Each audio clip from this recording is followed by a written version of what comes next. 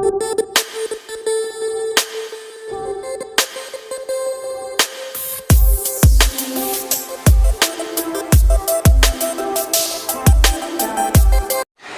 Students, how are you? Welcome to my YouTube channel Pankaj physics Gulati. Students, आपको इस channel पर ना केवल ग्रेजुएशन फिजिक्स के टॉपिक्स की सबसे आसान एक्सप्लेनेशन देखने को मिलती है, बल्कि आपको साथ के साथ ये भी बताया जाता है कि आपको एग्जाम में क्या और कैसे लिख के आना है, ताकि आप सिर्फ एक वीडियो देख के ही अपने नोट्स बना सकें और एग्जाम से बहुत अच्छे मार्क्स ला सकें। तो स्टूडेंट्स, आज ही चैनल को सब्सक्राइब कीजिए और पाइए नोटिफिकेशन मेरी नई वीडियो का सबसे पहले। देखिए स्टूडेंट्स, आज हम जो टॉपिक डिस्कस करने जा रहे हैं उसका नाम है Maxwell Boltzmann velocity distribution law, और ये टॉपिक जो है बीएससी में 2 सेमेस्टर्स के अंदर प्रेजेंट है। बीएससी सेकंड सेम के अंदर ये टॉपिक जो है properties of matter and kinetic theory of gases unit 4 के अंदर प्रेजेंट है, और ये सेम टॉपिक जो है बीएससी फोर्थ सेम के अंदर स्टैटिस्टिकल फिजिक्स यूनिट 2 के अंदर प्रेजेंट है। दोनों टॉपिक सेम है, दोनों टॉपिक्स के लिए आपको सेम ही काम करना है, सेम ही आपको लिखना है। तो स्टूडेंट्स, ये दो सेमेस्टर्स में आने वाला टॉपिक है। बीएससी सेकंड सेम में properties of matter and kinetic theory of gases में यूनिट 4 में, और statistical physics BSc fourth same unit 2 में आएगा। तो स्टूडेंट्स, आपने काइनेटिक थ्योरी ऑफ गैसेस पढ़ा हुआ है। काइनेटिक थ्योरी ऑफ गैसेस के अंदर किसी भी कंटेनर के अंदर अगर हमने गैस फिल की है तो उस गैस के मॉलिक्यूल जो है वो रैंडम मोशन एग्जीक्यूट करते हैं, हर पॉसिबल डायरेक्शन में मूव करते हैं, वो भी हर पॉसिबल वेलोसिटी के साथ। और उन मॉलिक्यूल्स की जो वेलोसिटीज की रेंज होगी वो 0 से लेके इन्फिनिटी के बीच में होगी। Means molecules can possess velocities from 0 to infinity. किसी भी मॉलिक्यूल की इस रेंज के अंदर कुछ भी वेलोसिटी हो सकती है। तो स्टूडेंट्स, हमने इसमें करना क्या है? Maxwell Boltzmann velocity distribution law में हमने एक जनरल फॉर्मूला निकालना है। एक पर्टिकुलर रेंज ऑफ वेलोसिटी के अंदर कितने नंबर ऑफ मॉलिक्यूल्स होंगे वो हमने फाइंड करने हैं। तो स्टूडेंट्स, हम मान लेते हैं कि आपके पास जो एक रेंज है वेलोसिटी की वो है 200 से लेके 205 मीटर पर सेकेंड। आपने 200 मीटर पर सेकेंड से 205 मीटर पर सेकेंड की जो वेलोसिटी रेंज है, इस वेलोसिटी रेंज में कितने नंबर ऑफ मॉलिक्यूल्स प्रेजेंट हैं उनका आपने जो है जनरल एक्सप्रेशन फाइंड करना है। आप इस रेंज को चेंज भी कर सकते हैं, आप 400 से 403 भी ले सकते हैं। तो किसी एक पर्टिकुलर वेलोसिटी रेंज के अंदर कितने नंबर ऑफ मॉलिक्यूल्स प्रेजेंट होंगे उसका एक जनरल एक्सप्रेशन हम ड्राइव करेंगे जब हम इसका डेरिवेशन करेंगे। तो स्टूडेंट्स, इसको एक एग्जांपल लेके समझते हैं। तो एक एग्जांपल लेके समझते हैं। आपकी क्लास में बहुत सारे बच्चे होते हैं जिनका वेट जो है वो अलग अलग होता है। सबसे मान लेते हैं कि सबसे जो आपका एक स्टूडेंट है जिसका वेट बहुत कम है और उसका वेट है हमारा 40 kg, और आपके पास आपकी क्लास में एक स्टूडेंट है जिसका वेट बहुत ज़्यादा, और मान लेते हैं उसका वेट जो है वो 100 kg है। तो मिनिमम वेट आपकी क्लास में जो स्टूडेंट प्रेजेंट है उसका 40 kg है, और मैक्सिमम वेट वाले स्टूडेंट का वेट जो है वो 110 है। तो आपने एक बीच में रेंज सेलेक्ट कर लेनी है कि मान लो आपने 50 से लेके 55 kg के बीच में ऐसे कितने स्टूडेंट्स हैं जिनका वेट इस रेंज में है, वो आपने निकालना है। तो उसका एक जनरल फॉर्मूला क्या होगा? सेम ऐसे ही केस हमने यहाँ पर देखना है कि आपके पास एक गिवन वेलोसिटी रेंज है, उस वेलोसिटी रेंज में कितने नंबर ऑफ मॉलिक्यूल्स प्रेजेंट है, उसके एक जनरल एक्सप्रेशन जो है वो हमें आज ड्राइव करना है। तो स्टूडेंट्स, एक चीज का आपको ध्यान रखना पड़ेगा, तभी आप डेरिवेशन जो है वो कर पाएंगे इजिली। देखिए स्टूडेंट्स, इस वेलोसिटी रेंज में जो नंबर एक मॉलिक्यूल ले लेते हैं हम, उसकी जो प्रोबेबिलिटी होगी कि उसकी वेलोसिटी जो है वो इस वेलोसिटी रेंज में होगी, वो प्रोबेबिलिटी जो है वो 2 फैक्टर्स पर डिपेंड करेगी। जो प्रोबेबिलिटी होगी मॉलिक्यूल की कि उसकी वेलोसिटी जो है इस वेलोसिटी रेंज में है, वो 2 फैक्टर्स पे डिपेंड करेगी। एक तो डिपेंड करेगी कि ये जो आपने स्टार्टिंग कहाँ से की है वेलोसिटी की, 200 से स्टार्टिंग की है, तो वो फंक्शन होगा कोई 200 का, उस वेलोसिटी का कोई फंक्शन होगा, उस पर डिपेंड करेगी प्रोबेबिलिटी की कि उसकी वेलोसिटी जो है वो इस वेलोसिटी रेंज में होगी। और probability of finding the molecule having velocity in this velocity range also depend upon the range of velocity. P जो है वो किस पर भी डिपेंड करेगा कि आपने वेलोसिटी रेंज कितनी ली है। यहाँ पर वेलोसिटी रेंज कितनी है? 5। अगर आप इसमें से इसको माइनस करेंगे तो 5 मीटर पर सेकंड आ जाएगा। तो 5 मीटर पर सेकंड की भी प्रोपोर्शनल होगी, और वेलोसिटी रेंज को हम मान लेते हैं dv। तो स्टूडेंट्स, मान लीजिए आपकी वेलोसिटी रेंज है v से लेके v प्लस dv। तो probability of a molecule having velocity in this velocity range will depend upon 2 factors. एक तो फंक्शन होगा कोई v का, उस पर डिपेंड करेगा, और इस वेलोसिटी रेंज पर डिपेंड करेगा, और वेलोसिटी रेंज कितनी है? dv है। अगर आप दोनों फैक्टर्स को कंबाइन कर दो तो जो प्रोबेबिलिटी होगी मॉलिक्यूल की वेलोसिटी की, उसकी वेलोसिटी जो है इस रेंज में है, तो वो होगी हमारे पास fv इंटू डी वी। इस चीज़ का आपने ध्यान रखना है। पूरी की पूरी डेरिवेशन जो है वो इस लॉजिक पर डिपेंडेंट है। इसी लॉजिक को हम यूज़ करते हुए आज की जो डेरिवेशन है वो प्रोसीड करेंगे। तो स्टूडेंट्स ये सब कुछ मैंने आपको समझाने के लिए लिखा था। अब मैं इसको रब कर देता हूँ और तीनों एक्सिस जो है वो बनी रहने देता हूँ। तो स्टूडेंट्स अगर आप Maxwell Boltzmann velocity distribution law का डेरिवेशन करना चाहते हैं तो आपको एक गिवन मास ऑफ गैस लेना पड़ेगा जिसमें capital N number of molecules होंगे। तो हम स्टूडेंट्स एक गैस का मॉलिक्यूल कंसीडर कर लेते हैं। मान लीजिए हमारा गैस का मॉलिक्यूल है जिसकी वेलोसिटी है v वेक्टर। अब ये v वेक्टर के तीन रेक्टेंगुलर कंपोनेंट्स होंगे। एक कंपोनेंट होगा x एक्सिस के अलोंग, एक कंपोनेंट होगा y एक्सिस के अलोंग, एक कंपोनेंट होगा z एक्सिस के अलोंग। जो कंपोनेंट x एक्सिस के अलोंग है उसको हम मान लेते हैं vx, जो कंपोनेंट y एक्सिस के अलोंग है उसको हम मान लेते हैं vy, और जो कंपोनेंट z एक्सिस के अलोंग है उसको हम मान लेते हैं vz। और हमारा जो v वेक्टर का मैग्नीट्यूड का स्क्वायर होगा v स्क्वायर, वो किसके बराबर होगा? vx square plus vy square plus vz square के बराबर होगा। ये तो आप जानती हैं।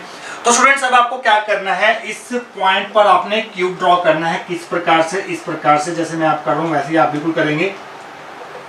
यहां पर आपको एक क्यूब कंस्ट्रक्ट करना है। यही डायग्राम आपको एग्जाम में बना के आना है एज इट इज। और ये क्यूब आपने कुछ इस प्रकार से कंस्ट्रक्ट करना है, जो इसकी डायमेंशंस होंगी, जो इसकी लेंथ होगी, वो हम मान लेते हैं dvx है।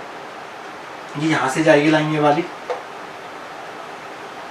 इसकी जो लेंथ होगी इस क्यूब की वो होगी dvx, इसकी जो ब्रेड्थ होगी वो होगी dvy, और इसकी जो हाइट होगी वो होगी dvz। फिर आपने क्या करना है, इस एंड को इस सेंटर O से मिला देना है। तो मैं इस v वेक्टर को यहाँ लिख देता हूँ ताकि ये बीच में ना आए। तो आपको इस कॉर्नर को ओरिजिन से ज्वाइन कर देना है, और ये जो आपका वेक्टर बना ये वाला यहाँ से लेके यहाँ तक, ये है हमारा v प्लस dv वेक्टर, जहाँ पर dv वेक्टर है यहाँ पर, dv वेक्टर है यहाँ पर dxi plus dyj plus dzk। तो स्टूडेंट्स नंबर ऑफ मॉलिक्यूल्स जिनकी वेलोसिटी जो है इस रेंज में होगी, v वेक्टर से लेके v vector plus dv vector तक होगी, वो सभी नंबर ऑफ मॉलिक्यूल जो हैं इसी क्यूब के अंदर लाई करेंगे। तो स्टूडेंट्स डायग्राम तो आपने ये बना के आना है एग्जाम के अंदर। आइए देखते हैं कि अगर आपको कोई क्वेश्चन एग्जाम में आता है तो आप स्टार्टिंग की थ्योरी में क्या लिख के आएंगे। आइए वो देख लेते हैं।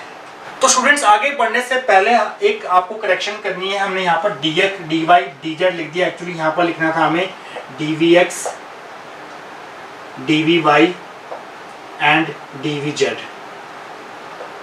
इस वेक्टर को यहाँ से लेके यहाँ तक जो हमारा वेक्टर होगा, इसलिए होगा हमारा v प्लस dv वेक्टर, और dv वेक्टर क्या होगा, यहाँ से लेके यहाँ तक अगर इसको ज्वाइन कर दें तो ये वाला वेक्टर जो होगा वो dv वेक्टर होगा। और dv वेक्टर को हम कुछ इस प्रकार से जो है रिप्रेजेंट कर सकते हैं। तो आइए स्टूडेंट बढ़ते हैं इसके थ्योरी पार्ट की तरफ। To derive an expression for Maxwell Boltzmann velocity distribution law, let us consider a given mass of gas having n molecules per unit volume. तो स्टूडेंट्स अगर आप Maxwell Boltzmann velocity distribution law derive करना चाहते हैं तो आपको एक given mass of gas लेना पड़ेगा, जिसमें number of molecules per unit volume जो हमने लिए हैं वो कैपिटल N लिए हैं।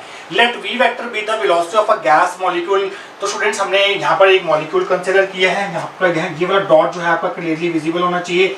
ये हमारा मॉलिक्यूल है और इसकी वेलोसिटी जो है वो v वेक्टर हमने कंसीडर की है। Let vx vy vz be the rectangular components of v vector along xy z axis respectively. तो स्टूडेंट्स इस v वेक्टर के तीन कंपोनेंट्स होंगे। कौन कौन से कंपोनेंट होंगे? एक होगा vx जो कि x एक्सिस के अलोंग होगा, एक होगा vy जो कि y एक्सिस के अलोंग होगा, एक होगा vz जो कि z एक्सिस के अलोंग होगा, such that v square will be equal to vx square plus vy square plus vz square। तो स्टूडेंट्स यहाँ तक लिखने के बाद आगे क्या लिखेंगे? Let d and vx be the number of molecules having velocities in the range vx to vx plus dvx। तो स्टूडेंट्स ऐसे नंबर ऑफ मॉलिक्यूल्स जिनकी स्पीड, जिनकी वेलोसिटी जो है इस रेंज में होगी, इस रेंज में होगी, वो नंबर ऑफ मॉलिक्यूल्स कितने होंगे वो हमने मान लिए d and vx वो नंबर ऑफ मॉलिक्यूल्स है जिनकी वेलोसिटीज का जो x कंपोनेंट है वो इस रेंज में होगा। vx is the x component of velocity, और हमने एक रेंज ले ली x कंपोनेंट ऑफ वेलोसिटी की vx से लेके vx प्लस dvx, और इस रेंज में जो नंबर ऑफ मॉलिक्यूल्स होंगे वो d and vx होंगे। तो students probability of a molecule की उसकी वेलोसिटी इस रेंज में होगी वो किन फैक्टर्स पे डिपेंड करेगी? एक तो इस पे डिपेंड करेगी, जो प्रोबेबिलिटी होगी वो इस vx का फंक्शन होगी, जैसे मैंने आपको स्टार्टिंग में बताया था। जहां से आप रेंज शुरू करेंगे, जैसे मान लीजिए आपने 200 से 205 रेंज ली, इसको आप 200 मान लीजिए, इसको आप 205 मान लीजिए, तो आपके पास एक रेंज आ गई वेलोसिटीज की। तो जो प्रोबेबिलिटी होगी मॉलिक्यूल की कि उसकी वेलोसिटी इस रेंज में है, वो किस पे डिपेंड करेगी? एक तो इसका फंक्शन होगी जहाँ से आपने स्टार्टिंग की है, और किस पे डिपेंड करेगी कि इसका डिफरेंस कितना है, मींस रेंज कितनी ली आपने। यहाँ पर जो रेंज है वो 5 की रेंज है, क्योंकि आप इनको माइनस करेंगे तो 5 आएगा। यहाँ पर इनको अगर आप माइनस करेंगे vx प्लस dvx में से vx माइनस करेंगे तो आपको dvx मिलेगा। तो स्टूडेंट्स जो मॉलिक्यूल की प्रोबेबिलिटी होगी कि इसकी वेलोसिटी इस रेंज में होगी, वो किस पे डिपेंड करेगी? एक तो वो फंक्शन होगी vx का, इस पे डिपेंड करेगी जहाँ से आपने स्टार्ट किया है, और डिपेंड करेगी कि आपकी रेंज कितनी है, रेंज यहाँ पर dvx है। तो इन दो फैक्टर्स के प्रोडक्ट पर डिपेंड करेगी प्रोबेबिलिटी। तो वही लाइन आपने लिखनी है अब, the probability of d and vx number of molecules having velocities in the range vx to vx plus dvx is given by d and vx number of molecules की जो velocity है वो इस रेंज में होगी, उसकी प्रोबेबिलिटी क्या होगी? प्रोबेबिलिटी आप जूनियर क्लासेस से पढ़ते आ रहे हैं 11th 12th से, तो आप प्रोबेबिलिटी का फॉर्मूला क्या होता है? Number of favourable cases upon total number of cases. Number of favourable cases कौन से हैं हमारे? ये वाले number of molecules, d n v x number of molecules, जिनकी हमने वेलोसिटीज निकालनी है इस रेंज के अंदर, और ये है हमारे total number of molecules n per unit volume. तो ये जो एक्सप्रेशन है ये रिप्रेजेंट कर रहा है probability of d n v x number of molecules having velocities in the range this range. तो स्टूडेंट्स ये हमारी प्रोबेबिलिटी का जनरल फॉर्मूला होता है, number of favourable cases upon total number of cases. इसको हम P1 मान लेते हैं, प्रोबेबिलिटी को सिंप्लिसिटी के लिए P1 मान लेते हैं। चलिए, तो स्टूडेंट्स ये जो प्रोबेबिलिटी होगी वो किन फैक्टर्स पर डिपेंड करेगी? एक तो इसका फंक्शन होगी वो probability, function of Vx multiply इनका रेंज कितनी है। रेंज कैसे निकालेंगे? इसको इसमें से इसको माइनस करके vx प्लस dvx में से vx माइनस करेंगे तो आपको dvx मिलेगा। ये चीज़ें समझनी बहुत जरूरी है। पहला स्टेप अगर आपको समझ आ गया तो आगे आपके लिए समझना बहुत इजी हो जाएगा। तो स्टूडेंट्स ये होगी हमारी फर्स्ट इक्वेशन। इसी प्रकार से जैसे हमने नंबर ऑफ मॉलिक्यूल्स निकाले जिनकी वेलोसिटी इस रेंज में होगी, इसी प्रकार से हम वो नंबर ऑफ मॉलिक्यूल्स निकालेंगे जिनकी वेलोसिटी होगी इस रेंज में vy से लेके vy प्लस dvy, और फिर हम निकालेंगे प्रोबेबिलिटी उन नंबर ऑफ मॉलिक्यूल्स की जिनकी वेलोसिटी इस रेंज में होगी vz से लेके vz प्लस dvz। बिल्कुल सेम तरह का एक्सप्रेशन लिखेंगे हम, और वो देखेंगे हम आने वाले सेक्शंस के अंदर। तो स्टूडेंट्स लास्ट सेक्शन में हमने क्या किया था? हमने एक रेंज ली थी x कंपोनेंट ऑफ वेलोसिटी की vx से लेके vx प्लस dvx, और इस रेंज के अंदर जो नंबर ऑफ मॉलिक्यूल्स थे उसको हमने लेट किया था d and vx number of molecules present थे, और इन मॉलिक्यूल्स की वेलोसिटी इस रेंज में होगी उसकी प्रोबेबिलिटी हम निकाल चुके थे, और वो निकल के आई थी P1 is equal to d n v x divide by n is equal to f we x D we x. ये हमारी फर्स्ट इक्वेशन थी। इसी प्रकार से अगर हम y कॉम्पोनेंट ऑफ वेलोसिटी की रेंज ले लें vy से लेके vy प्लस dy, और उस रेंज में नंबर ऑफ मॉलिक्यूल्स जितने होंगे उसको हम मान लें d n v y. D n v y क्या है? नंबर ऑफ मॉलिक्यूल्स हैं जिनकी वेलोसिटी जो है वो इस रेंज में होगी। तो स्टूडेंट्स इनकी प्रोबेबिलिटी कितनी होगी? वो प्रोबेबिलिटी आप बिल्कुल सेम एज इट इज इसका एक्सप्रेशन देख के लिखेंगे। आइए देखते हैं स्टूडेंट्स आगे आप थ्योरी में क्या लिख के आएंगे। Similarly, probability of d and y number of molecules having velocities in the range vy to vy plus dvy is given by। तो students d and vy number of molecules की जो वेलोसिटी है वो इस रेंज में होगी, उसकी probability का एक्सप्रेशन आप इसको देख के लिखेंगे, और उस प्रोबेबिलिटी को आप P2 लेट करेंगे इज इक्वल टू जहाँ जहाँ आपने x लिखा है वहाँ आप y लिख देंगे, बाकी एक्सप्रेशन सेम रहेगा। तो जहाँ x लिखा है वहाँ y लिखना है आपको, d n v y upon n is equal to f we x की जगह y लिख दिया, और साथ में डी वी एक्स की जगह डी वी वाई आ गया। ये हमारी सेकंड इक्वेशन हो गई। तो स्टूडेंट्स अगर इसी प्रकार से अगर आप एक z कॉम्पोनेंट ऑफ वेलोसिटी की रेंज ले लें vz से लेके vz प्लस dvz, और उस रेंज में नंबर ऑफ मॉलिक्यूल्स एज्यूम करने की आपके डी एन वी जेड हैं, तो इन मॉलिक्यूल्स की वेलोसिटीज इस रेंज में होगी, उसकी प्रोबेबिलिटी क्या होगी वो भी आप इसी की तरह लिखेंगे। आगे एक और लाइन लिखेंगे आप, similarly probability of d n v z लिखना है आपको यहाँ पर।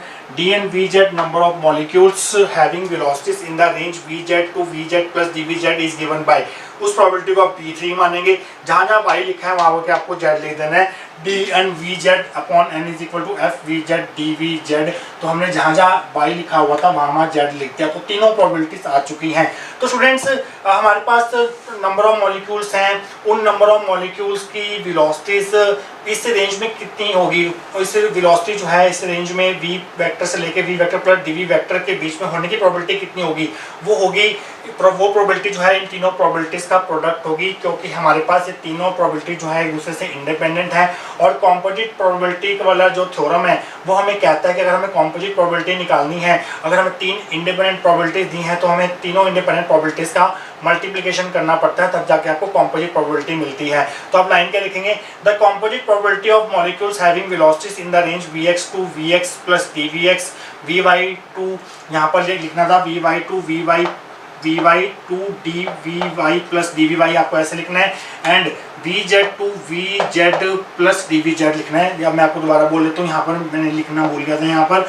तो ये है हमारे पास vx to vx plus dvx comma vy to vy plus dvy comma vz to vz plus dvz is given by. तो स्टूडेंट्स हमारे जो नंबर ऑफ मॉलिक्यूल्स हैं उनकी वेलोसिटीज का x कंपोनेंट vx से लेके vx प्लस dvx की range में होगा, vy से और vy प्लस dvy की रेंज में होगा, और z component of velocity vz से vz प्लस dvz की रेंज में होगा। इसकी प्रोबेबिलिटी कितनी होगी, वो इन तीनों प्रोबेबिलिटीज का मल्टीप्लिकेशन होगी। तो स्टूडेंट्स हमने ऊपर कैपिटल P यूज किया, तो यहाँ पर कैपिटल P यूज करेंगे, P1 multiply P2 multiply P3 is equal to. तो स्टूडेंट्स तीनों को मल्टीप्लाई करेंगे, इन तीनों को मल्टीप्लाई करके क्या आएगा वो मैं अभी आपको बताता हूँ। पहले आप इनको मल्टीप्लाई करेंगे, इसको और इसको मल्टीप्लाई करेंगे, तो fvx multiply fvy multiply fvz आ जाएगा, fvy fvz आ जाएगा, और साथ में dvx multiply dvy multiply dvz आ जाएगा, dvx multiply dvy multiply dvz आ जाएगा। यहाँ पर तीन डिफरेंशिएशन आ रहे हैं, तो इन तीनों को मल्टीप्लाई करके क्या आएगा, इसको और इसको मल्टीप्लाई करके क्या आएगा, यहाँ पर तीन डेरिवेटिव हमें लेने पड़ेंगे। तो आपको ट्रिपल डेरिवेटिव लेना है, किसका, n, और यहाँ पर तीनों कंबाइन हो गए vx vy vz। तो आपको यहाँ पर तीनों चीजें लिखनी है, vx भी लिखना है यहाँ पर आपको vy भी लिखना है, और यहाँ पर vz भी लिखना है n के नीचे, और साथ में नीचे लिखना है आपको n, क्योंकि टोटल नंबर ऑफ मॉलिक्यूल्स तो फिक्स है हमारे पास पर यूनिट वॉल्यूम, तो अपॉन में आपको n लगाना है। तो मैं आपको एक बार दोबारा बोल देता हूँ, हमने क्या लिखा है यहाँ पर d क्यूब n के नीचे vx vy vz, और नीचे इसके अपॉन में सारे के अपॉन में n है, और यहाँ पर लिखा है fvx fvy fvz dvx dvy dvz। तो ये कॉम्पोजिट प्रोबेबिलिटी आ गई हमारे पास नंबर ऑफ मॉलिक्यूल्स की, इनकी जो वेलोसिटी होगी वो इन तीनों रेंजेस में होगी, उसकी प्रोबेबिलिटी हमने निकाल ली है। ये हमारी फोर्थ इक्वेशन होगी। इसी को आगे यूज करते हुए हम आगे फर्दर डेरिवेशन जो है वो प्रोसीड करेंगे नेक्स्ट सेक्शन के अंदर। तो स्टूडेंट्स लास्ट सेक्शन में हम निकाल चुके थे फोर्थ इक्वेशन जो निकल के आई थी d cube n vx vy vz upon n is equal to fvx fvy fvz dvx dvy dvz। ये हमारी फोर्थ इक्वेशन थी। तो स्टूडेंट्स ये हमें दे रही थी कॉम्पोजिट प्रोबेबिलिटी की जो मॉलिक्यूल्स की जो वेलोसिटीज हैं वो vx से लेके vx plus dvx and vy से लेके vy plus dvy and vz से लेके vz प्लस dvz की रेंज में होगी, उसकी कॉम्पोजिट प्रोबेबिलिटी ये थी हमारे पास। तो स्टूडेंट्स n को हम इधर भेज देते हैं, तो ये बन जाएगा d cube n vx vy vz is equal to n fvx fvy fvz dvx dvy dvz। ये हमारी फिफ्थ इक्वेशन होगी। और यहाँ पर हमने फोर्थ इक्वेशन में पिछले सेक्शन में p1 multiply p2 multiply p3 भी लिखा था, वो अब लिखने की जरूरत नहीं है, अब उसका कोई काम नहीं है, तो आप यहाँ पर वो चीज़ नहीं लिखेंगे। तो स्टूडेंट्स फिफ्थ इक्वेशन से आगे बढ़ने से पहले आपको कुछ समझना होगा। देखिए स्टूडेंट्स ये फंक्शन जो है वो vx का फंक्शन है, ये वाला fvx, ये फंक्शन है, ये vy का फंक्शन है, ये फंक्शन जो है वो vz का फंक्शन है।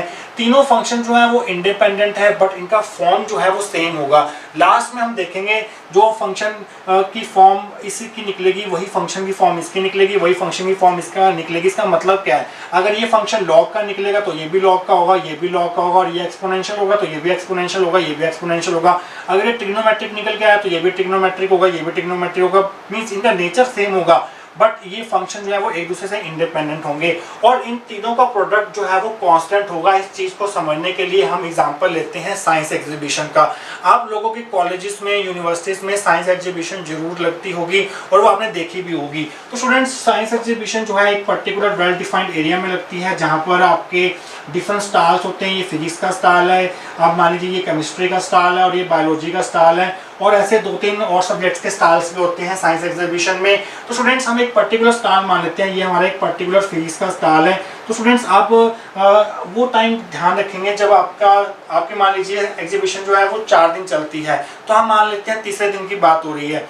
पहले दिन क्या होगा, सारी पब्लिक जो है अंदर आएगी, सारे स्टूडेंट्स जो है अंदर आएंगे, उसके हम बात नहीं कर रहे। जब लास्ट डे की भी हम बात नहीं कर रहे, जब सारे लोग बाहर निकलने की सोच रहे होते हैं कि अब यहाँ से जाना है हमें, तो स्टूडेंट्स हम बीच की बात कर रहे हैं जब एग्जीबिशन जो है वो पीक पे होती है। तो एक पर्टिकुलर स्टॉल पे क्या होता है, एक पर्टिकुलर स्टॉल पे 4 पर्सन जो हैं देखने आते हैं उस स्टॉल को और देख के चले जाते हैं, फिर दोबारा 4 आते हैं, फिर देख के चले जाते हैं, फिर दोबारा 4 आते हैं, फिर वो देख के चले जाते हैं। मीन्स इस स्टॉल को विजिट करने वाले जो नंबर ऑफ स्टूडेंट्स या पीपल होते हैं वो कांस्टेंट रहते हैं। ठीक उसी प्रकार से गैस कंटेनर के अंदर गैस मॉलिक्यूल्स माना कि वो रैंडम मोशन में होते हैं, बट वो उनका एक स्टैटिस्टिक्स होता है मूव करने का, उसी स्टैटिस्टिक्स को ओबे करते हुए वो मूव करते हैं। मैक्सवेल बोल्ट्जमैन स्टैटिस्टिक्स को ओबे करते हुए मूव करते हैं। मींस उनका एक ऑर्डर होता है, जैसे कि यहाँ पर मैंने आपको एग्जांपल में देख के बताया। तो मींस इन तीनों फंक्शंस का जो प्रोडक्ट होगा वो कांस्टेंट होगा। तो आप लाइन क्या लिखेंगे आगे, आइए वो देखते हैं। Now function f we x, F we Y, F we z are independent. ये तीनों फंक्शन जो है वो एक दूसरे से इंडिपेंडेंट होंगे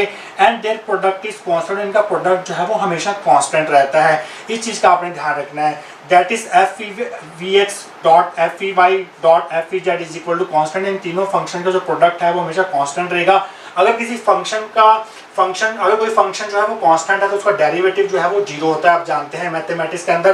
तो अगर दोनों तरफ डिफरेंशिएशन करें तो derivative of f we x multiply f we y multiply f we z should be equal to 0। एक कांस्टेंट फंक्शन का जो डेरिवेटिव होता है वो 0 होता है। डी यहाँ पर डेरिवेटिव को रिप्रेजेंट कर रहा है। तो आपको 3 फंक्शंस का आप यहाँ पर डेरिवेटिव निकालना हो। तीनों फंक्शन जो है वो यहाँ पर मल्टीप्लिकेशन में है।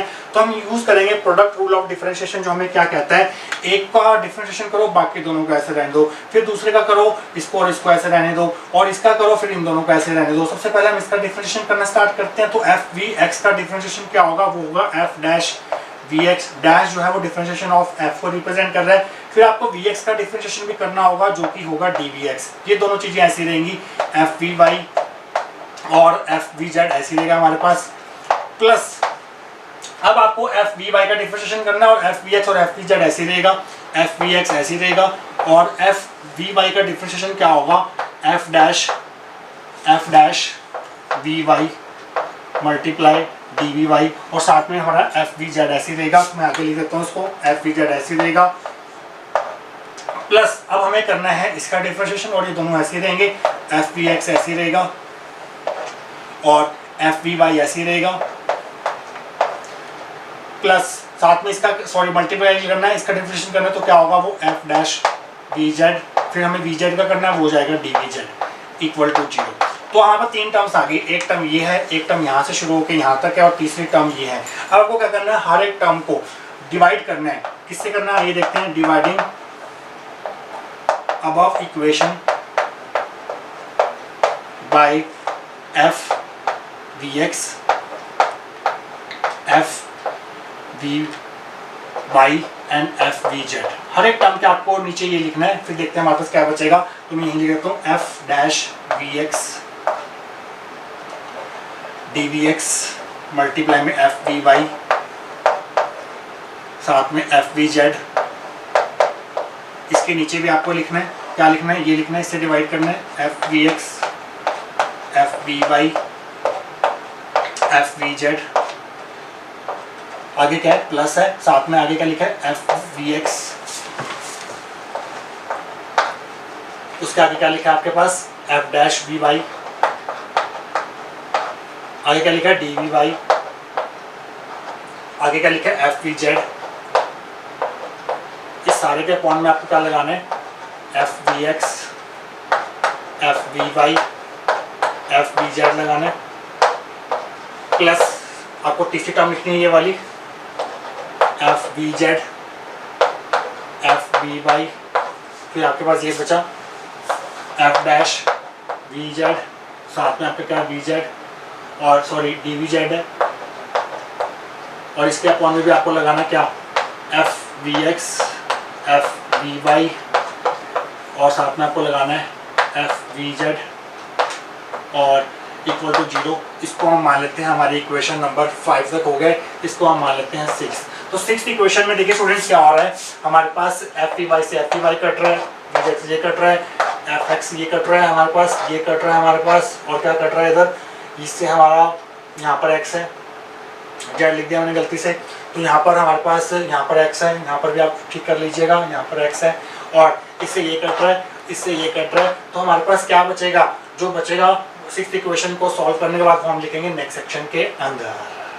तो चलिए स्टूडेंट्स बढ़ते हैं आगे। लास्ट सेक्शन में हम सिक्स्थ इक्वेशन तक निकाल चुके थे, इसको सॉल्व करके कटिंग वगैरह करने के बाद आपके पास क्या बचेगा, देखिए यहाँ बचेगा F dash we x upon f we x, साथ में यहाँ पर डी वी एक्स बचेगा, तो आपने लिख दिया यहाँ पर f dash we x upon f we x, साथ में डी वी एक्स बच गया, बाकी हर टर्म कैंसिल होगी, प्लस यहाँ पर क्या बचेगा F dash v y divide by f we Y, और साथ में डी वी वाई बचेगा, तो हमने यहाँ पर लिख दिया plus f dash v y by f we y d we y, plus साथ में क्या बचेगा F dash v z by f we z d we z, f dash v z by f we z d we z, ये हमारी equal to 0 है, ये हमारी seventh equation मान लेते हैं। तो यहाँ पर एक्स वाले फंक्शन है, वी एक्स वाले फंक्शन है, यहाँ पर वी वाई वाले और यहाँ पर वी जेड वाले, ये चीज़ का आप ध्यान रखेंगे, ये हमारी इक्वेशन नंबर 0 होगी। देखिए स्टूडेंट, जो हमने मॉलिक्यूल कंसिडर किया था स्टार्टिंग में, उसकी वेलोसिटी थी वी वेक्टर और उसके रेक्टेंगुलर कंपोनेंट्स थे v x v Y and v z, means v vector को हम ऐसे लिख सकते हैं v x i cap plus v y j cap plus we z k cap, और हमारा जो वी स्क्वायर था वो किसके बराबर था, v x square plus v Y square plus V Z square के बराबर था। तो स्टूडेंट्स ये जो टर्म होगी ये कांस्टेंट होगी, इसी चीज को हम यूज करते हुए आगे बढ़ते हैं। Now v square is equal to v x square plus v Y square plus V Z square equal to constant, तो कांस्टेंट टर्म का जो डेरिवेटिव होता है वो 0 होता है, ये हमारा फंक्शन है तो इसका डेरिवेटिव जो है वो 0 होगा। दोनों तरफ डिफरेंशिएशन करेंगे तो यहाँ लिखेंगे derivative of bracket start v x square plus v Y square plus V Z square equal to 0, constant term का डेरिवेटिव जो है वो 0 होता है। डिफरेंशिएशन कैसे करेंगे वी एक्स स्क्वायर का, आप जानते हैं कि एक्स स्क्वायर का डिफरेंशिएशन क्या होता है, हमारे पास एक्स स्क्वायर का डिफरेंशिएशन होता है 2x, अगर आप यहाँ पर डी एक्स स्क्वायर लिखते हैं तो उसका आंसर क्या आएगा, पहले आप x का करेंगे तो 2x आ जाएगा, साथ में आपको dx भी लगाना पड़ता है। तो उसी तरह से अगर आप डी वी एक्स स्क्वायर का डेरिवेटिव करेंगे तो 2 पहले आगे आएगा, तो यहाँ बचेगा vx की पावर 1 2 माइनस 1 करके, फिर आपको vx का भी करना है तो dvx आ जाएगा, प्लस वी वाई स्क्वायर का डेरिवेटिव क्या होगा 2vy, साथ में dvy आ जाएगा, प्लस वी जेड स्क्वायर का डेरिवेटिव क्या होगा 2vz dvz is equal to 0। तो स्टूडेंट्स पावर आपने आगे कर दी, फिर vx का भी किया, vy का भी किया, vz का भी किया, तो वो हमने साथ में मल्टीप्लाई में लगाया है, ये हमारी इक्वल टू 0 होगी। अब आपने क्या करना है, दोनों तरफ मल्टीप्लाई करना है कांस्टेंट b के साथ, इस कांस्टेंट की वैल्यू हम निकालेंगे एंड में, तो आपको b से मल्टीप्लाई करना है दोनों तरफ। अगर हम दोनों तरफ b से मल्टीप्लाई करते हैं तो आपको क्या मिलेगा 2b, ये पावर 1 है तो हम 1 मैं यहाँ से हटा देता हूँ, 2b vx dvx plus 2b vy dvy plus 2b vz dvz, हमने क्या किया इसके साथ भी b लगा दिया, इसके साथ भी b, इसके साथ भी b लगा दिया और इसके साथ भी b लगा, तो 0 मल्टीप्लाई b जो है वो 0 हो जाएगा। ये हमारी 8th इक्वेशन हो गई। तो स्टूडेंट्स आपके पास 2 इक्वेशन आ गई, 7th और 8th, आपने क्या करना है इन दोनों इक्वेशन को ऐड कर देना है। एडिंग 7 एंड 8 वी गेट, जब आप ऐड करेंगे आइए देखते हैं कैसे ऐड करेंगे। राइट हैंड साइड को राइट हैंड साइड में, लेफ्ट हैंड साइड को लेफ्ट हैंड साइड में ऐड करेंगे।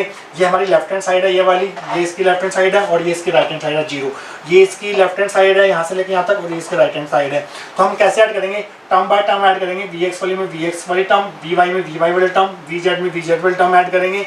तो इन दोनों टर्म्स में देखिए इसमें और इसमें ये डी वी एक्स कॉमन आ रहा है, तो हमारे पास अंदर क्या बचेगा, ए बचेगा, अंदर क्या बचेगा F dash we X by F X बचेगा, एफ वी एक्स बचेगा, ये वाली टर्म बचेगी, प्लस 2b वी एक्स बचेगा, प्लस 2b वी एक्स बचेगा और बाहर क्या रहेगा common, D we X common आ जाएगा, प्लस इधर क्या बचेगा डी वी वाई कॉमन आ गया, डी वी वाई कॉमन आ गया, अंदर बचेगा ये प्लस ये, तो मैं यहाँ लिख देता हूँ f dash v y divide में एफ वी वाई, प्लस में क्या आएगा 2b वी वाई आएगा और कॉमन क्या आ रहा है आपका डी वी वाई, प्लस आपका लास्ट टर्म में ये टर्म डी वी जेड और डी वी जेड कॉमन आ जाएगा, अंदर क्या बचेगा ये बचेगा और प्लस में 2b वी जेड बचेगा। तो मैं लगा रहा हूँ यहाँ पर f, यहाँ से मैं इसको रफ कर देता हूँ f dash v z divide by f of v z, साथ में क्या है plus 2b v z bracket close equal to 0। तो स्टूडेंट्स इसको मैं मान लेता हूँ 9th इक्वेशन। इसी को आगे यूज करते हुए फर्दर हम डेरिवेशन करेंगे और फाइनल रिजल्ट तक पहुंचने की कोशिश करेंगे Maxwell Boltzmann velocity distribution law के नेक्स्ट सेक्शंस के अंदर। तो स्टूडेंट्स लास्ट सेक्शन में हम 9th इक्वेशन फॉर्म कर चुके थे, जो कि कुछ इस प्रकार से थी f dash vx by f vx plus 2b vx bracket close dvx bracket start f dash vy by f vy plus 2b vy dvy plus bracket start f dash vz by f vz plus 2b vz bracket close dvz equal to 0। ये हमारी 9th equation थी। देखिए students, ये term जो bracket में लिखी है और ये टर्म जो ब्रैकेट में लिखी है और ये जो टर्म ब्रैकेट में लिखी है, ये तीनों इंडिपेंडेंट है। तो स्टूडेंट्स मान लीजिए आपके पास A I cap plus B J cap plus C cap equal to 0 है। तो इसका क्या मतलब हुआ, ये कब ट्रू होगा, जब आपका ए बी सी तीनों 0 होंगे। इनके आंसर क्या निकलेंगे, सोल्यूशन क्या निकलेगा इसका, A equal to 0, B is equal to 0, C equal to 0। यहाँ पर ए बी सी इंडिपेंडेंट थे तो ये चीज इक्वल टू 0 थी, तो इसका मतलब क्या है, ए भी 0 है, बी भी 0 और सी भी 0 है। ठीक सिचुएशन यहाँ पर हमारे पास 9th इक्वेशन में आ रही है। इसका प्लस इसका सम जो है वो 0 के बराबर और 9th इक्वेशन है। और इसका मतलब क्या होगा, 9th इक्वेशन कब ट्रू होगी, जब ये वाली ब्रैकेट और ये वाली ब्रैकेट सेपरेटली इक्वल टू 0 होंगी, तब हमारे पास 9th इक्वेशन जो है वो ट्रू होगी। तो स्टूडेंट्स लाइन लिखेंगे आप, the above equation holds good if. 9th equation तभी सही मानी जाएगी जब हमारे पास ये वाली ब्रैकेट इक्वल टू 0 हो। अलग से इस ब्रैकेट में क्या लिखा हुआ है, f dash vx by f vx plus 2b vx equal to 0 है। ये 10th इक्वेशन मान लेते हैं इसको। ये वाली ब्रैकेट इक्वल टू 0 रखनी है आपने सेपरेटली। इसमें क्या लिखा हुआ है, f dash vy divide by f vy plus 2b vy equal to 0। ध्यान रखिए हम सिर्फ ब्रैकेट वाला कंटेंट ले रहे हैं यहाँ पर। और यहाँ पर हमारे पास क्या लिखा हुआ है, f dash vz by f vz plus 2b vz equal to 0। ये हमारी 12th इक्वेशन होगी। तो स्टूडेंट्स आप देख सकते हैं जो हमारी 10th 11th और जो हमारी 12th इक्वेशन है, ये एक प्रकार की डिफरेंशियल इक्वेशन है फर्स्ट डिग्री की, क्योंकि यहाँ पर फर्स्ट डेरिवेटिव जो है वो लगा हुआ है। जब आप इनको सॉल्व करते हैं, इस प्रकार की जब डिफरेंशियल इक्वेशन को आप सॉल्व करते हैं, तो आपको एक डेफिनेट रिजल्ट मिलता है। वो डेरिवेशन आपको नहीं करनी है यहाँ पर सॉल्व करने की, क्योंकि वो डेरिवेशन जो है बहुत लेंथी हो जाएगी। आगे ही आपके टॉपिक जो है बहुत ही लेंथी है। आपको डायरेक्ट रिजल्ट लिखना है इनके सोल्यूशंस का, इन तीनों डिफरेंशियल इक्वेशन के सोल्यूशन का। एक जैसे रिजल्ट होंगे, मिलते जुलते रिजल्ट होंगे, वो आपको डायरेक्ट लिखने हैं। आपके एग्जाम में कोई भी मार्क्स नहीं कटेगा, इस बात की पूरी गारंटी है। आपको एग्जाम में भी ऐसे लिख के आना है, on solving differential equation 10, 11, 12 we get. जब आप इन तीनों इक्वेशंस को सॉल्व करेंगे तो आपको क्या मिलेगा, जब आप 10th इक्वेशन को सॉल्व करेंगे तो आपको एफ वी एक्स की वैल्यू मिलेगी, जो कि निकल के आएगी कैपिटल ए मल्टीप्लाई ई की power minus B we x square. इसको सॉल्व करके आपको ये मिलेगा। इसको सॉल्व करके आपको क्या मिलेगा, इसको मैं मान लेता हूँ 13th इक्वेशन। इसको सॉल्व करके आपको क्या मिलेगा, इसको सॉल्व करके आपको एफ बी वाई की वैल्यू मिलेगी, और वो वैल्यू निकल के आएगी ए ई की पावर माइनस बी, और यहाँ पर आ जाएगा वी वाई, क्योंकि ये वी वाई में है, वी वाई का स्क्वायर। और इसको मैं मान लेता हूँ 14th इक्वेशन। और नेक्स्ट इसको सॉल्व करके आपको एफ वी जेड की वैल्यू मिलेगी। बिल्कुल सेम टू सेम मिलता जुलता रिजल्ट लिखना है। वी वाई की जगह वी जेड कर देना आपको, ए ई की power minus B V Z square. इसको मान लेता हूँ 15th इक्वेशन। तो स्टूडेंट्स लास्ट अगले स्टेप पे हम क्या करेंगे, 13th 14th 15th इक्वेशन को हम यूज करेंगे 5th इक्वेशन के अंदर। तो आपको मिलेगा मैक्सवेल बोल्ट्जमैन डिस्ट्रीब्यूशन लॉ का फाइनल रिजल्ट, वो हम देखेंगे नेक्स्ट सेक्शन के अंदर। तो स्टूडेंट्स आइए बढ़ते हैं आगे। देखिए स्टूडेंट्स लास्ट सेक्शन में हम 13th 14th 15th इक्वेशन निकाल चुके थे, जिसमें हमें f we x F we Y और एफ वी जेड की वैल्यूज मिली थी। हमारे पास 5th इक्वेशन थी पिछले सेक्शंस में। 5th इक्वेशन आपको याद होगी, आप देख सकते हैं पीछे, d cube n v x v y v Z is equal to n f we x F we Y F we z d we x D we y d we z. ये हमारी 5th equation थी। तो students अब हम क्या करेंगे, 13th 14th 15th equation को means f we x F we Y F we z की वैल्यूज यहाँ से उठा के यहाँ डालेंगे, तो हमें क्या मिलेगा, हमें मिलेगा, पहले आप लाइन लिखेंगे, using 13th 14th 15th in 5th we get d cube n v x v y v z. ये हमारा ऐसे रहेगा, इज इक्वल टू एन हमारा ऐसे रहेगा ये वाला। देखिए स्टूडेंट्स यहाँ भी ए है, यहाँ भी ए है और यहाँ भी ए है। जब आप इन तीनों को मल्टीप्लाई करेंगे तो तीनों ए आपस में मल्टीप्लाई हो जाएंगे, तो ये बन जाएगा ए क्यूब। तो यहाँ पर आ जाएगा ए क्यूब आ जाएगा यहाँ पर। और F we x F we Y F we Z जब ये वैल्यूज पुट करेंगे यहाँ पर एक्सपोनेंशियल वाली, तो आपको तीनों वैल्यूज लिखनी है एक्सपोनेंशियल की, ई की power minus B we x square dot E की power minus B V Y square dot E की power minus B V Z square. और साथ में आपको लिखना है ये D we x D we Y और डी वी जेड भी लिखना है आपको। तो स्टूडेंट्स इसको सॉल्व करेंगे तो आपको क्या मिलेगा, आपको मिलेगा एन ए क्यूब। और यहाँ पर जब आप पावर्स ऐड कर देंगे ई की और बी कॉमन ले लेंगे तीनों में से, तो आपको क्या मिलेगा, माइनस बी कॉमन ले लेंगे तो आपको मिलेगा अंदर V x square V Y square plus V Z square. अंदर पावर ऐड हो जाएंगी, क्योंकि आपको पता है e की पावर a डॉट e की पावर b क्या होता है, e की पावर a प्लस b होता है। तो हमने इन तीनों पावर्स को ऐड कर दिया, क्योंकि माइनस b हमने कॉमन लिया तो ये आ जाएगा bx square plus vy square plus vz square, और साथ में मल्टीप्लाई में dvx dvy और साथ में dvz। और आपको पता है bx square plus vy square plus vz square किसके बराबर था, v स्क्वायर के बराबर था। तो फाइनल आंसर क्या निकल के आ रहा है आपके पास, dmvx vy vz is equal to n a cube e की power minus b v square dvx dvy dvz। तो स्टूडेंट्स ये फॉर्मूला कहलाया जाता है Maxwell Boltzmann velocity distribution law, और ये आपको देता है नंबर ऑफ मॉलिक्यूल्स। ये है नंबर ऑफ मॉलिक्यूल्स जिनकी जो वेलोसिटी होगी वो इस रेंज में होगी, v वेक्टर से लेके v vector plus dv vector की रेंज में होगी। मींस अगर आप इनको कंपोनेंट्स के फॉर्म में लिखेंगे, मींस उन मॉलिक्यूल्स की नंबर देगा हमें जिनकी वेलोसिटीज का x कंपोनेंट vx से लेके vx प्लस dvx की रेंज में होगा, और y कंपोनेंट vy से vy प्लस dy की रेंज में होगा, और जिनका z component of velocity vz से vz प्लस dvz की रेंज में होगा। तो यहाँ से आपको नंबर ऑफ मॉलिक्यूल्स मिलेंगे। अब a और b क्या है, a और b यहाँ पर कांस्टेंट्स हैं जिनकी वैल्यूज आपको निकालनी है, और ये वैल्यूज हम निकालेंगे इस वीडियो के पार्ट 2 के अंदर, जिसमें हम a और b की वैल्यूज कैसे निकालते हैं उसके ऊपर अलग से वीडियो बनाएंगे, और सेकंड पार्ट बनाएंगे इस टॉपिक का Maxwell Boltzmann velocity distribution law के टॉपिक, और a और b की वैल्यूज निकाल के वापस हम यहाँ पर पुट करेंगे। तो ये हमारी 15th इक्वेशन है, तो ये 16th इक्वेशन है। आप ध्यान रखना, मैं आपको बोलूँगा कि हमने फर्स्ट पार्ट के अंदर 16th इक्वेशन ड्राइव की थी जिसमें हमने ये एक्सप्रेशन निकाला था। ए और बी की वैल्यूज निकालने के बाद हम यहाँ पुट करेंगे, फिर ये टॉपिक जो है आपका कंप्लीट हो जाएगा। ये है हमारा पार्ट 1 जिसमें हमने एक बेसिक फॉर्मूला ड्राइव कर लिया ए और बी की टर्म्स में। ए और बी की वैल्यूज हम सेकंड पार्ट में निकालेंगे। तो स्टूडेंट्स मिलेंगे second part of this video के साथ। Till then thank you so much.